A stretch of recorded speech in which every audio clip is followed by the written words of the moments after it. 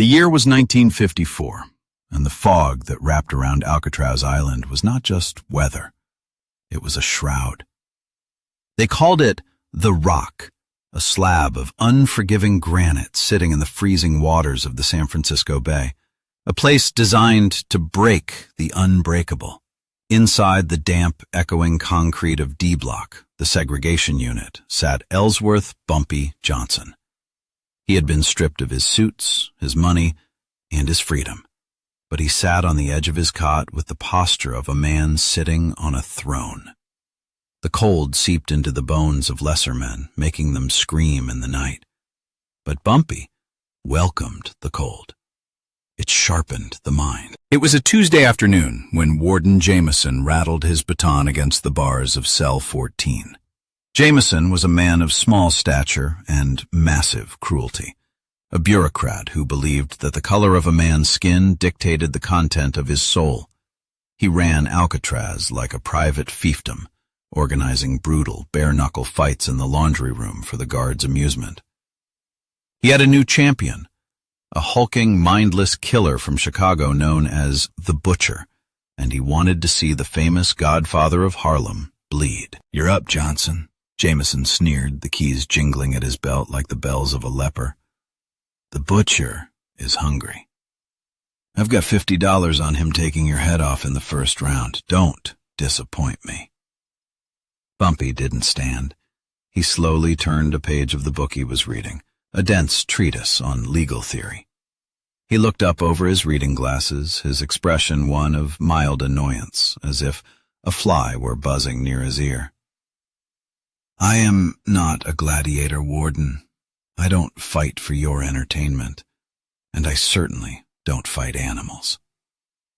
Jameson's face reddened. "You fight when I say you fight, boy, or you spend the next month in the hole with no light and half rations." Bumpy closed his book with a soft thud. He stood up and walked to the bars. He towered over the warden, despite being on the wrong side of the steel. "I hear you consider yourself a strategist, Warden. I hear you were the chess champion of the State Correctional League." Bumpy gestured to the small magnetic travel chess set sitting on the warden's desk in the hallway. "Violence is the language of the inarticulate. If you want to humiliate me, do it with your mind. Beat me at the board." The warden laughed, a dry, incredulous sound. "You want to play chess? With me?" "One game," Bumpy proposed, his voice smooth as velvet over gravel. "If I lose, I fight your butcher. I'll let him break whatever he wants. But if I win, you improve the rations for D Block. Fresh vegetables, real meat. No more slop." The warden looked at Bumpy, then at the chess set. The arrogance of the man was intoxicating. Jameson knew Bumpy was a street thug, a numbers runner. What could a gangster know of the royal game? It was a chance to prove the intellectual superiority he so desperately believed in. "Set it up," Jameson spat. "But when I checkmate you, Johnson, I'm going to have the butcher break your fingers so you can never move a piece again." The board was set up on a small stool in the corridor, right against the bars. Jameson sat on a folding chair outside. Bumpy sat on the cold floor inside, reaching through the steel to move his pieces. The news traveled fast. The shouting in the block died down. Every prisoner pressed their ear to the bars.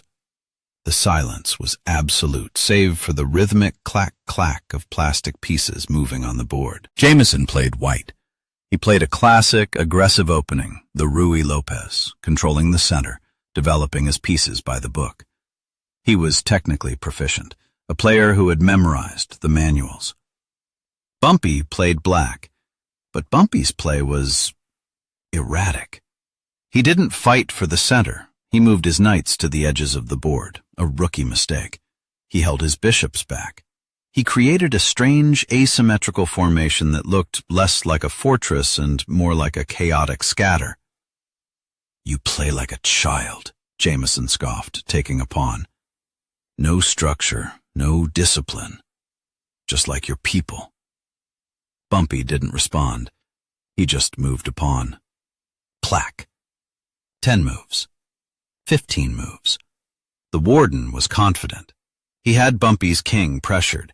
He was hunting for the kill. But as the game deepened, entering the 20th move, something strange began to happen. Jameson reached out to move his rook, but he stopped. He looked at the board. He looked at the peculiar arrangement of Bumpy's black pieces. A cold bead of sweat trickled down the warden's spine. The black rooks were positioned on the corners, immovable. The knights were patrolling the perimeter. The bishops were cutting diagonal lines of sight that intersected in the middle. The pawns were clustered in specific, high-density blocks. It wasn't just a chess formation. It was a map. Bumpy Johnson had recreated the security schematic of Alcatraz on the chessboard. The rooks were the gun towers. The knights were the patrol boats circling the island. The bishops were the searchlights. And the king was placed exactly where the warden's office was located. Jameson looked up, his eyes wide. Bumpy was watching him, a small, knowing smile playing on his lips. "You see it now, don't you?" Bumpy whispered. "You look at the board and you see pieces. I look at the board and I see the system. I see the holes in your patrol. I see the blind spots in your towers." This is impossible," Jameson stammered. His concentration shattered. He wasn't playing a game anymore. He was staring at a manifestation of his own vulnerability. He realized that this man, locked in a cage, had mentally dissected the most secure prison in the world. Jameson made a frantic defensive move, retreating his queen to protect his king. It was a mistake. Bumpy reached through the bars. His hand didn't tremble. He picked up a single black pawn, the lowliest piece on the board, the piece that represented the foot soldier, the inmate, the forgotten man. He slid it forward 1 square. The pawn slipped past the white knight. It bypassed the bishop. It came to rest directly diagonally from the white king. "Checkmate," Bumpy said softly. The warden stared. He looked for an escape. He looked for a block. There was none. His king was trapped by his own pieces, suffocated by his own arrogance, and the killing blow had been delivered by a pawn. "You cheated!" Jameson hissed, standing up, knocking the chair over. "You must have cheated!" "The board doesn't lie, Warden," Bumpy said, leaning back into the shadows of his cell. "You were so busy trying to conquer the center, so busy looking down on the pawns, that you forgot they are the soul of the game. On the chessboard, or in this prison, or on the streets of Harlem. If you disrespect the black pawn, you will always lose your king."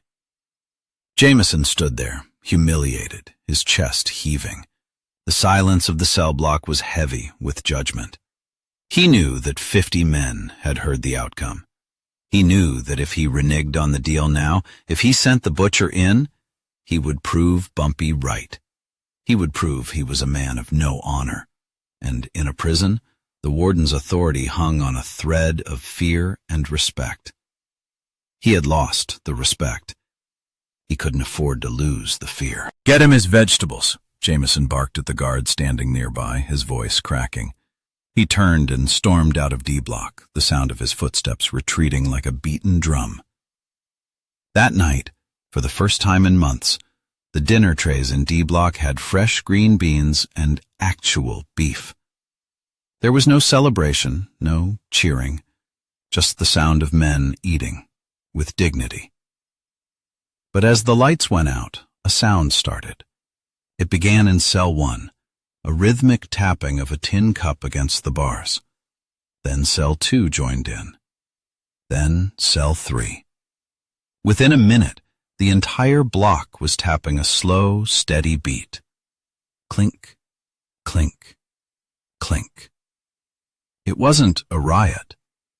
It was an ovation. Bumpy Johnson lay on his cot, listening to the music of the metal. He closed his eyes, visualizing the board. He hadn't just won a game of chess. He had dismantled the myth of the white man's intellectual supremacy in the heart of their own dungeon. He had shown them that walls could contain a body, but they could not contain a mind that refused to be checkmated. The Alcatraz gambit became a story whispered in the yard for years to come, a legend of the time the King of Harlem brought the Rock to its knees with a plastic pawn.